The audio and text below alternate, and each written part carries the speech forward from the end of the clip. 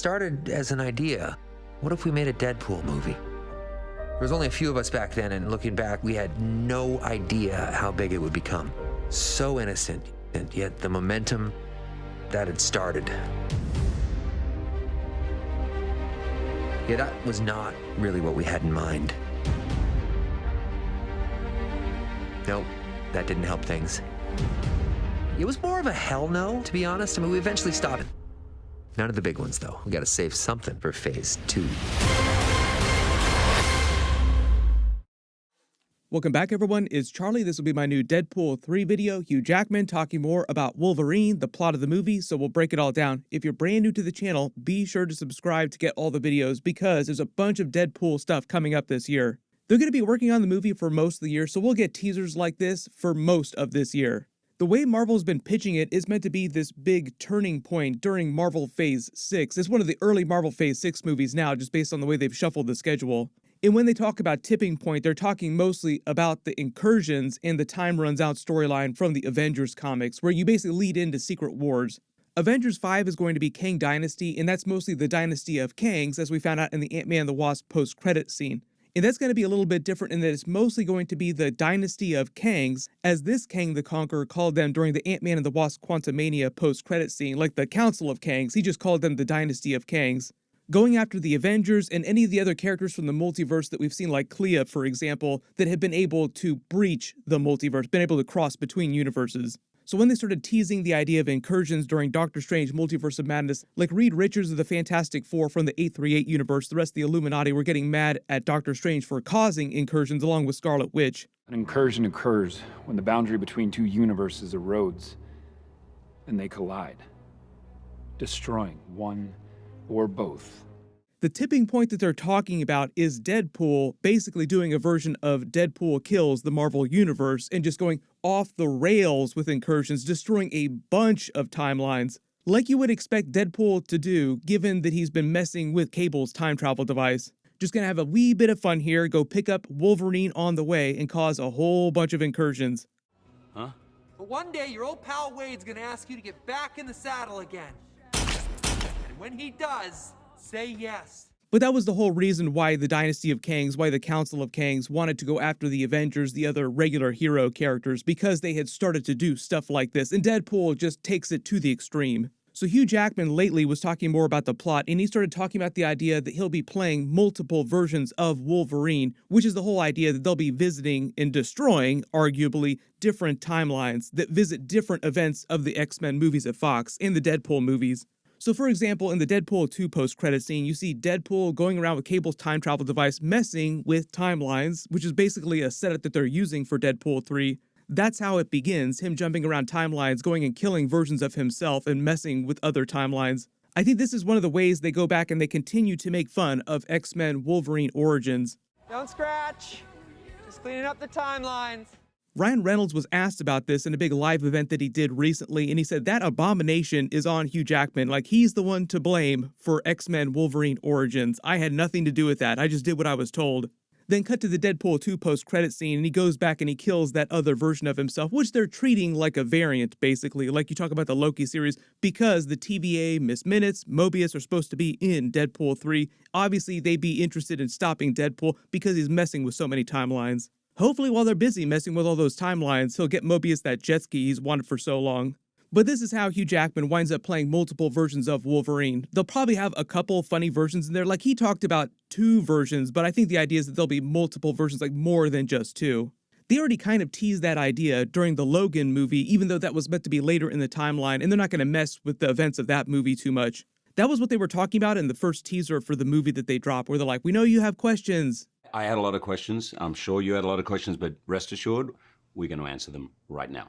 Like, for example, how is Wolverine alive after Logan? Logan takes place in 2029, totally separate thing. Logan died in Logan, not touching that.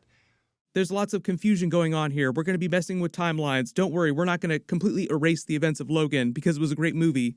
But during that movie, you saw the younger Wolverine clone. This will be the same thing. This time, they'll just be having a little bit more fun, playing it a little more comedic way.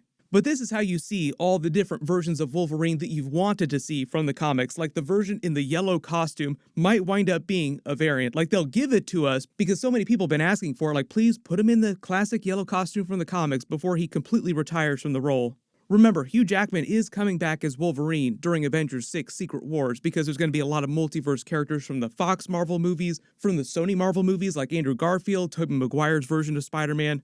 We should do this again, like, all hang out. It's nice. Yeah, for sure, yeah, it's a good idea. I'll just grab your number at the end of the battle.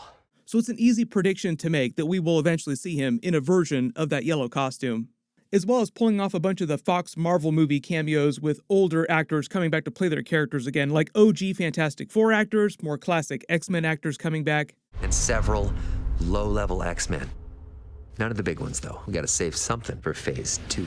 The movie is meant to be a direct continuation of the events of Deadpool 2, where Deadpool ended the movie taking Cable's time travel device, and they're just going to say that he continued messing with timelines in the Fox Marvel universe until eventually he tries to save a younger Wolverine from dying earlier in his timeline, like before the events of the Logan movie. But while Deadpool is jumping around in his timelines, that's how they feature a lot of the cameos from the old Fox Marvel movies. Like they're supposed to have cameos from the original Fantastic Four movies. I don't know which characters are supposed to come back right now. There have been rumors about Chris Evans coming back as his Johnny Storm. He said previously he would love to do that. It's only coming back as Captain America that he's kind of reticent about. And they'll be saying that Deadpool is jumping around in a timeline that's just specific to the Fox Marvel universe with a bunch of subtle variations in minor timelines within it. So that's how they explain the original Deadpool here, and the newer Deadpool, the Old Man Logan Wolverine, are all from the same Fox Marvel universe, but within that, they come from different timelines. But that's why I've been making jokes about Deadpool kills the Fox Marvel universe, because Kevin Feige recasting a lot of the X-Men, the Fantastic Four characters inside the MCU, so what better way to give the Fox Marvel movies a big send-off and honor them, and make fun of them a lot, canonizing them through the multiverse just like they did with Tobey Maguire's Spider-Man movies, Andrew Garfield's Amazing Spider-Man movies, and Spider-Man No Way Home, and then proceed to do a version of Deadpool kills the Marvel Universe, but just have him destroy or mess with the Fox Marvel Universe. I've done a couple videos about how Deadpool 3 is going to be a huge crossover with the Loki series because the TVA, Mobius, and Miss Minutes are going to be big characters in the movie. Really hoping Deadpool helps Mobius get that jet ski. They also just cast the main villain for Deadpool 3, and it's going to be Emma Corrin from The Crown, who most of you remember played a version of Diana Spencer. They haven't said which character she's playing, but given the tone and the vibe of the characters she is known for playing the different types of characters she's played, it seems like the character she'll play will be a little more subtle as opposed to the tone and the vibe of the way Ryan Reynolds performs Deadpool as this super over-the-top character, and Hugh Jackman plays Wolverine as this way more hardcore type of character. Right now, the leading theories for that villain character are Typhoid Mary and Madcap, who are big Deadpool villains, but I don't think they're very likely. We're talking about a big multiverse, time runs out, lead up to Avengers 5 Kang Dynasty kind of villain. So the leading theories right now are actually Lady Death, which I think is more likely given Death's role in the other major Marvel stories like the Thanos Infinity Gauntlet storyline. They didn't really include the Death character during the Avengers Infinity War, Avengers Endgame movies. Lady Death is also a huge figure in Deadpool's past. She's the cosmic entity Death. She can't really be killed the same way you kill characters like Thanos. She's the personification of all death in the multiverse. Like there's only one death for the entire multiverse. They teased the introduction of some of the cosmic entities during Thor Love and Thunder. The Death character was also featured during that as one of the statues, but you didn't actually see a living version of Death. It was meant to be a representation of Death, not the actual Death character. But at least they're starting to get into that really weird, really high-level stuff. The other possibility, and this is also a little more likely, is that she's playing a Deadpool variant and she's playing Lady Deadpool from the comics, who has been featured a lot before, like in the Deadpool core. She's from another universe, her name is Wanda Wilson, and all her villains, her adventures are just meant to be twists on the main version of Deadpool and his history. And when I mentioned the Deadpool core, they could have jokes or references about that at some point during the movie because this is meant to be a multiverse movie, and you have this idea of a bunch of Deadpool variants from across the multiverse all forming a team together. They're actually already using that idea during Spider-Man Across the Spider-Verse with Spider-Man 2099 putting together a multiverse team of Spider-Men. So let me know in the comments, which Deadpool 3 villain do you think Emma Corrin is going to play? Big reminder, my Mandalorian Season 3 Episode 4 video will post this week. Click here for that. I'll update the link as soon as I post it. And click here for that new Justice League Darkseid Returns trailer that Zack Snyder just posted. Thank you so much for watching. Everyone stay safe and maximum effort.